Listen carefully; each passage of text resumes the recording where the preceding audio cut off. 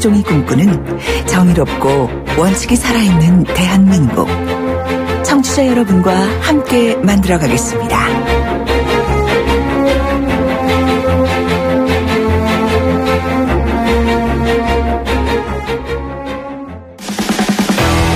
돌려보고 비틀어보는 오늘의 이슈. 이종훈의 뉴스 측면 승부. 시사계 측면 승부사 이종훈 박사 오셨습니다. 안녕하십니까? 네, 안녕하세요. 오늘은 어떤 이슈입니까? 두 개의 리스트. 두 개의 리스트요? 네. 어떤 리스트를 말씀하시는 거죠? 네. 우선 장자연 리스트. 알고 있습니다. 장자연 여자 배우죠? 예. 지난 2009년에 자살로 생을 마감을 했죠. 고 장자연 씨 배우였는데 흔히 이제 이 장자연 리스트 하면 성상납을 받은 이른바 스폰서. 들의 명단을 이야기하는 거 아니겠습니까? 그렇죠. 그런데 또 다른 리스트가 있다는 거죠. 그건 뭐냐면 이 여성들. 성상납을 한 여성들의 명단이 담긴 이른바 시크릿 리스트. 도 있더라. 이거는 장자연 씨가 쓴 리스트가 아니고. 그렇죠. 네. 그러니까 장자연 리스트라고 하는 게 그러니까 결국 자필 편지가 그때 많이 발견이 됐잖아요. 한 50여 통. 그래서 무려 페이지가 한 230여 쪽에 달하는 그 편지가 이제 발견이 됐는데 거기에서 이제 이렇게 적어 놨거든요. 명단을 만들어 놨으니 죽더라도 복수를 해달라. 접대에서 벗어날 방법이 없다. 접대와 들어온 남성들은 악마다. 이렇게 이제 적었고. 그때 이제 그 자필 형태에 결국 이게 유서 아니겠습니까? 그렇죠. 이제 지나고 나니까 유서가 된 건데 거기에 이제 쭉 적어 놓은 그 남성의 명단. 그걸 이제 흔히들 이제 장자연 리스트라고 이제 이야기를 하는 거죠. 그렇군요. 네. 여기에 한 50명 정도, 몇 명 정도가 들어있습니까? 그러니까 자필 편지에 적은 바로는 총 31명에게 100여 번 술 접대를 했다. 그러니까 30여 명에게 100여 번이면 그러니까 한 사람 평균 한 3번 정도씩 3번 이상 이렇게 술 접대를 했다. 이런 얘기 아니겠어요? 그 술 접대와 더불어서 이제 성상납을 이제 강요를 받았다라고 이제 그때 편지에 이제 적었는데요. 그러면서 이제 내가 이 다음에 죽더라도 죽어서라도 저승에서 꼭 복수하겠다라고 적기도 했습니다. 그렇군요. 그때 이제 알려진 바로는 연예기획사 관계자들도 있고 제작사 관계자도 있고 PD도 있고 방송사 오너를 비롯한 이런 인물들 또 재벌 쪽에 이제 기업인들 금융인도 있었고 굉장히 많이 그때 명단이 이렇게 암암리에 떠돌긴 했으나 명쾌하게 이거다라고 이렇게 공개된 바는 없죠. 그러게요. 요즘 저도 영화 같은 거 드라마 같은 거 보는데 최근에 이제 드라마가 몇 개 나오는 이런 비슷한 게 나오고 옛날 영화로 국민은 개돼지라고 이야기했던 내부자인가요? 그런 영화도 있고 하는데 거기서도 보면 이런 연예 쪽 사람들하고 언론인, 기업인, 정치인들 이렇게 얽히는 내용도 나오지 않습니까? 그럼 굉장히 흔히 나오는 내용들이죠. 내용들인데 예를 들어 그런 그러니까 약간 그런 집단들, 그런 특수 집단들이 이제 술자리나 이런 데는 인기 연예인들이 이렇게 불려 나오고 이런 것들은 이제 흔히 많이 이제 우리가 봐오긴 했는데. 그런데 이제 사실은 이제 그 당시에 이게 제대로 처벌도 이루어지지 않았고 이 리스트 자체도 그냥 그대로 묻혀버린 거 아닙니까? 그러니까 이거 좀 어떻게 할 수 없나요, 진짜? 그렇죠. 그러니까 이제 그 당시 수사 대상에 오른 인물이 한 20명 정도 되는데 그 가운데서 이 결국 이 거명이 됐던 여러 사람들은 다 빠져나가고 그러니까 사실 혐의 없음. 그러니까 무혐의로 다 한 10여 명 정도는 이렇게 처리가 되고 그때 소속사 대표 매니저 이 사람들은 이렇게 이 장자연 씨에게 여러 가지를 강요도 하고 이렇게 폭행도 하고 이런 혐의로 해서 불구속 기소를 하고 그냥 이렇게 사건을 끝내버렸거든요. 그리고 그때 리스트도 공개하라는 요구가 굉장히 많이 있었는데 비공개로 그냥 이렇게 처리를 하고 그냥 소문에 떠도는 정도만 이렇게 이야기되다가 그냥 흐지부지 됐던 이제 그런 건데 이번에 이제 다시 좀 관심을 끌고 있는 것은 이른바 시크릿 리스트입니다. 그 성완종 리스트도 있지만 스스로 목숨을 이렇게 끊어버리시면 뭐라 그럴까요?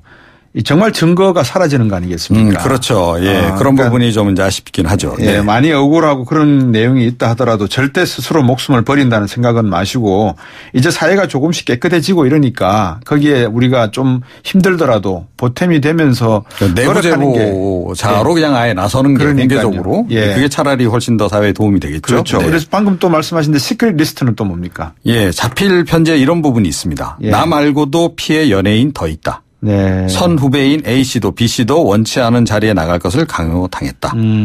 그중에는 연예인 지망생도 있었다라고 이제 적었는데 지난해 2월 달에 이제 한 방송이 그 한 회사의 CEO 이 사람도 이 사실은 이 일종의 이제 이런 스폰서로 나서서 이렇게 상납을 받아본 경험이 있는 사람이었는데요.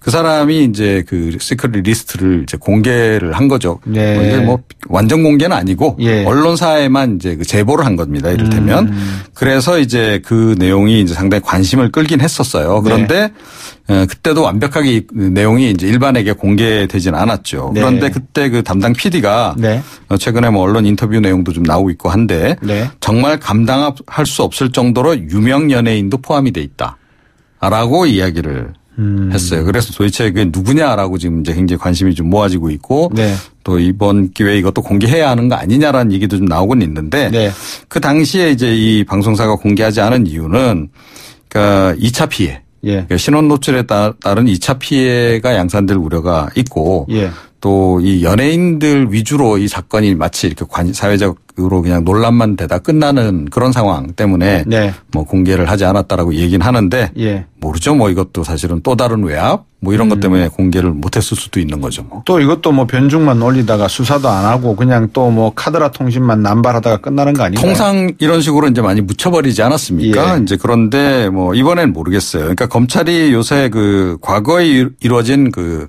검찰이 좀 잘못 수사했던 것들, 그걸 좀 재수사를 과거사위원회, 과거사위원회 이제 출범을 시키지 않았습니까?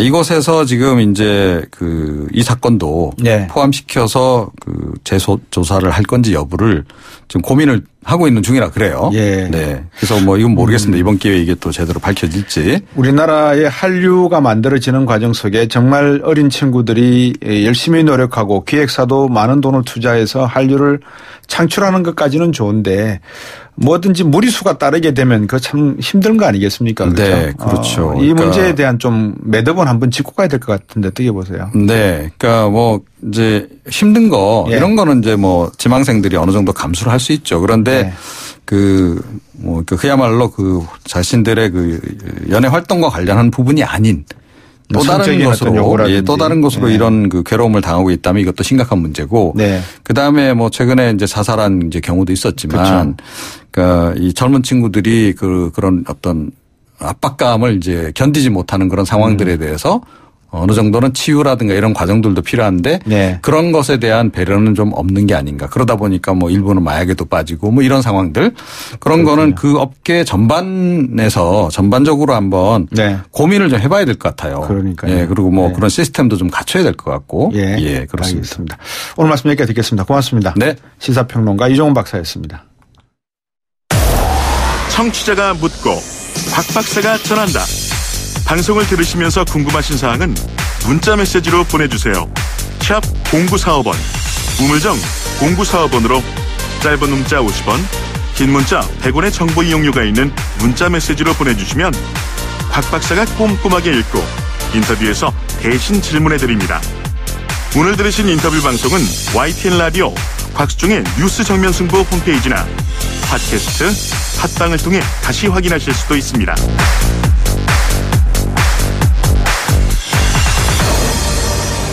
네, 곽수종 뉴스 정면 승부에서 한 해를 정리하는 그런 AS 인터뷰, 애프터 서비스 인터뷰를 준비했다고 말씀을 드렸는데요. 여러분들 중에서 이제 뉴스가 이슈화되고 나면 그 다음에는 이제 흐지부지 되잖아요. 기억 속에서 한 3주 지나고 나면. 그래서 저희들이 그런 내용 조금 더 업그레이드 시키기 위해서 한번 준비한 그런 코너입니다. 올해 만나 뵀던 분 중에서 기억에 남거나 또 아쉬움이 있거나 또 지금 어떻게 지내시나 궁금하시는 분들 중에서 저희들이 찾아가서 전화 인터뷰로 그렇게 연결을 한 그런 시간입니다.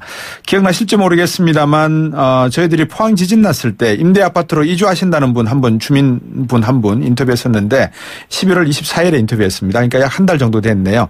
어제 크리스마스도 제가 앞에서 3.2라고 했는데 3.5 규모의 여진이 발생했고요. 또 저희 방송에서도 이게 잘못하면은 강원대 교수님이셨는데 7 정도의 강진이 오기 전에 전진일 수도 있다라는 말씀을 드렸습니다. 늘 이런 위기 같은 위험한 사고는 미리미리 대비하는 게 좋고 보수적으로 보는 게 안 좋겠습니까? 이사한 임대아파트에서 잘 지내고 계신지 주민분 다시 한번 저희들이 연결했습니다. 안녕하십니까?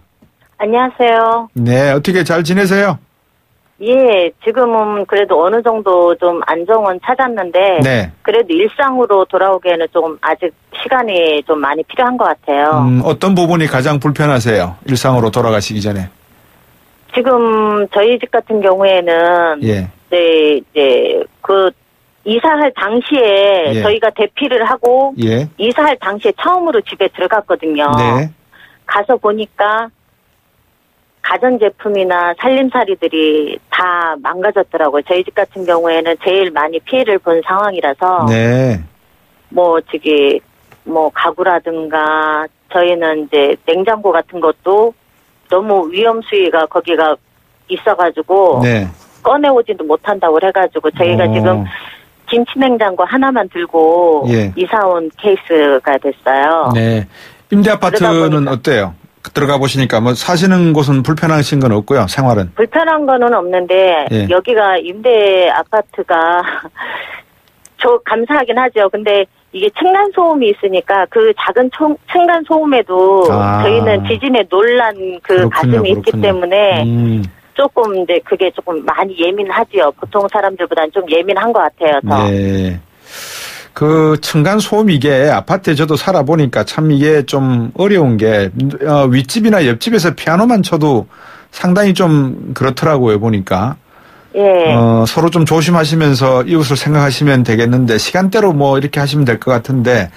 근데 이제 네. 많이 층간 소음이 조금 유달리 심한 집도 있고 그러니까. 예. 네, 이게 이제 저희는 이제 그러면 많이 놀란 가슴이니까 네. 작은 소리에도 진짜 많이 예민해져가지고 네. 튀어나갈 정도예요. 아이고 주말에 3.5 정도 지진 났을 때는 느끼셨어요? 저희 심했어요. 저희 집이 지난번 그 본진처럼 예. 심하게 맨 처음에는 와가지고 예. 놀래가지고 다 비명 지르고 식구들이 그때 마침 다 있었는데 아이고. 다 비명 지르고 그 자리에서 옷 입고 바로 문 열고 튀어나갔어요. 그러시군요. 그래서 집에를 저녁 늦게까지 주차장에서 있다가 네. 밤 늦게 들어왔어요. 이제는 뭐 어느 정도 이해를 하시는 부분이 많으실 건데 지진이 그때 그 강원대학교 이익원 교수가 저희들 보고 네. 7점 정도 나타날 수 있는 그런 가능성은 배제를 못 한다는 말씀을 하셨었어요. 예. 그러니까는 상시적으로 어떤 위험 가능성에 대해서 가족분들과 주변 이웃분들이 이 준비라든지 그런 실제 상황에 대한 연습은 어느 정도 해놓고 계시는 게 어떨까 싶은데 좀 그런 준비는 하시나요? 어떠세요? 지금 본진 있고 나서 네. 그다음에 저희는 이제 무조건 이제 여진이 이렇게 나면은 네. 더 강한 지진이 올까봐 일단은 그 담요라든가 구급 물품 같은 거는 이미 차 안에다가 비치를 해놓고요. 네. 그다음에 가방도 항상 옆에다가 놓고 그렇게 하고서 이제 본질이 오면은 무조건 두꺼운 옷 입고 뛰어나가요. 그렇군요. 그게 일상이 된 것 같아요. 예. 새벽이든 어쨌든 예. 지금 계속 여진이 있는 상황이니까 네. 저희는 이제 조금 많이 놀래서 그런지 네. 좀 보통 사람들보다는 더 많이 튀어나가는 사람들이 저기 이주해 하신 분들이 거의 다 튀어나와 있더라고요. 네. 근데 그게 나중에 이제 심리치료도 받으셔야 되겠지만 그게 네. 필요한 내용인 것 같아요. 지금 대피소에 계속 생활하시는 분들 아직도 남아 계십니까? 예, 많이 또 추가적으로 완파된 아파트가 있어가지고 예. 지금 가구가 꽤 많이 또 늘어 있어요. 네. 지금 대성 아파트에도 한 동이 더 추가가 됐거든요. 네. 그 주민 설명회나 이런 게 지속적으로 열리고 있는지요? 아니면 지원 대책 같은 것도 계속 시에서 나오고 있는지 어떻습니까? 아니요, 아직 그런 거는 지금 이주하고 나서는 네. 이주 전에 그냥 이주 대책에 대한 것만 받았지. 네. 다른 건 저희가 상세한 설명을 듣거나 그런 적은 없습니다. 네. 지금 계시면서 이 정부 쪽에 말씀하시고 싶은 내용이 어떤 걸까요? 좀 저희가 안정을 찾고 빨리 돌아갈 수 있도록 좀 힘써주시는 거고, 그 다음에 저희가 너무 불안한 상황이에요. 그러니까 앞으로 2주가 끝난 다음에도 그렇고, 네. 지금 현재 아직 이주 못하신 분들도 약간 그런 게 우려도 있고, 아직도 집을 못 구하신 분들도 많거든요. 네. 그러니까 일단은 2주 해가지고 안정을 하는 게 우선이긴 하지만, 예. 미래에 대한 보장도 예. 좀 확실해졌으면 좋겠어요. 피해 보상도 마찬가지고. 네, 주변 상가도 상당히 좀 아직까지 경기가 살아나지 못하겠네요, 보니까. 거의 지금 흥해 지역은 거의 이게 완전히 마비됐다고 보시면 돼요. 그러니까 실제로 생각하시는 분들이 네. 외지에서 오시는 분들이 뉴스 와 보시면은 뉴스에서 나오는 것보다 실생활이 훨씬 심각하다고 말씀을 하시거든요. 네네네. 알겠습니다. 오늘 말씀 여기까지 듣고 또 제가 다음에 인터뷰 한번 드리겠습니다. 고맙습니다. 예, 감사합니다. 예. 그리고 이제 그 포항 지진 피해 현장을 직접 점검하고 조사해 오신 전문가 분과 인터뷰를 하겠는데요. 한국건축구조기술사회 정광영 회장이십니다. 안녕하십니까? 네, 안녕하세요. 예, 기다려주셔서 감사합니다. 네네. 예. 피해 상황 조사해 본 결과 어떻습니까? 예, 저희가 16일부터 한 일주일 동안 조사를 했었는데요. 네. 예, 초기 한 3, 4일 사이에는 주로 그 외형적으로 이제 크게 피해를 입은 건물 좀 중심으로 조사했고요. 네. 그 다음에 이제 조사를 통해서 크게 이제 흥해읍 지역에 있는 그 4, 5층 규모의 아파트하고. 네. 그 다음에 장량동 쪽에 있는 필로티 구조. 네. 그 다음에 이제 그 일부 학교 건물에 대해서 피해가 컸던 거로 봤습니다. 네. 그래서 작년 경주 지진과는 차원이 다르게 예. 건축물에 많은 피해가 있었습니다. 그렇군요. 대상 아파트 피해가 제일 심했지 않습니까? 그렇죠. 예. 원인은 뭐고 지금은 뭐 철거하기로 결정이 됐는데 진행 사항이 있습니까? 글쎄 지금 그 당시 제가 가보면 그 대상 아파트가 3개 동으로 이루어져 있는데요. 네. 그 건물이 1988년도에 입주한 건물로 알고 있습니다. 예. 근본적으로 저희 그 국가 건축법의 내진 설계가 네. 1988년도에 도입이 됐거든요. 그렇군요. 그러니까 이제 입주 전에 설계가 됐으니까 예. 그 건물은 이제 내진 설계가 안 돼 있는 거죠. 예. 또한 그 건축된 그 시공 상태하고 또 건물의 또 유지 관리한 상태가 상당히 부실한 걸로 좀 보였습니다. 네. 그래서 아마 그런 것들이 복합적으로 작용돼 가지고 일단은 그 대상 아파트가 이제 크게 피해를 본 것 같고요. 네. 그 중에 이제 그 3동 중에 이제 가운데 있는 2동이 이제 피해가 큰데, 네. 사실 그 당시는 이제 그 외형적으로는 그 동이 피해가 커서 이제 재건축 결정이 났는데, 네. 추후에 이제 조사를 해보니까 그 옆에 있는 동들도 예. 지하에 내려가 보면 예. 처음에는 보이지 않았지만 네. 나중에 지하에 내려가면 마찬가지로 이제 많은 피해가 있는 것 같아서 네. 그건 아마 제가 알기로는 그 건물도 다 재건축하는 거고 그런 정도로 알고 있습니다. 그때 그 도로가 깨어질 때 보면 액화 현상이 지적도 나오는데 그 현상은 어떻습니까? 거기는 사실 건축물로서 액화 현상이 문제가 된 건물들은 없습니다. 아, 그렇군요. 이번에는 예. 그 필로티 건물이 이번 제천 스포츠센터도 마찬가지고 네. 상당히 그 필로티 건물 형태에 대한 문제점들이 나오고 있는 것 같은데 문제가 있습니까? 아니면 뭐 건물인 제대로 지어진 건물이라서 걱정할 필요가 없는 겁니까? 일단은 그 지진의 입장에서는 네. 그 필로티 건물이 이제 쉽게 얘기하면 그 1층은 이제 아주 얇은 기둥들로 되어 있고 네네. 2층 이상은 그 이제 튼튼한 벽식으로 되어 있습니다. 예. 그래서 형태적으로 이제 상부는 아주 강하고 예. 하부는 아주 약한 구조입니다. 쉽게 예. 얘기하면 이제 하체가 부실하고 상체가 뚱뚱한 사람이라고 할 수 있거든요. 그렇죠. 그래서 쉽게 넘어가는 거죠. 예. 그래서 이제 지진의 그 아주 취약한 구조 형태가 사실은 예. 필로티 구조물인데 예. 이제 뭐 우리나라의 형편상 예. 그 주차장을 좀 완화시켜주기 위해서 이제 필로티 건축물이 좀 양성화된 거죠. 예. 네. 앞으로 그 포항 쪽에서 지진이 계속 발생할 가능성이 높다라고 보는 게 맞을 것 같은데 어떻게 대응을 해야 되겠습니까? 일단은 그 포항시에서는 아마 이제 장기적인 계획도 필요하고, 네. 그다음에 단기적인 계획도 필요한 것 같습니다. 일단은 네. 제일 중요한 거는 그 그 지금 피해를 입은 그 장량지구가 거의 대부분 그 필로티 건물들이 아주 상당히 그렇군요. 집중되어 있는 지역이거든요. 예. 그래서 일단은 피해를 입은 건물에 대한 그 임시 보강을 하긴 했는데 예. 실질적으로 앞으로 지진에 대비할 수 있는 그런 완벽한 보강이 그렇군요. 필요하고 예. 그다음에 이제 그 흥해읍은 주로 이제 좀 노후한 아파트들이니까 예. 그건 아마 정책적으로 따로 결론을 내야 될 것 같습니다. 알겠습니다. 계속해서 저희들이 걱정을 하고 있으니까 또 예. 고민 좀 해주시기 부탁드리겠습니다. 오늘 말씀 잘 들었습니다. 감사합니다. 예, 감사합니다. 네. YTN 7시 뉴스 듣고 3부로 오겠습니다.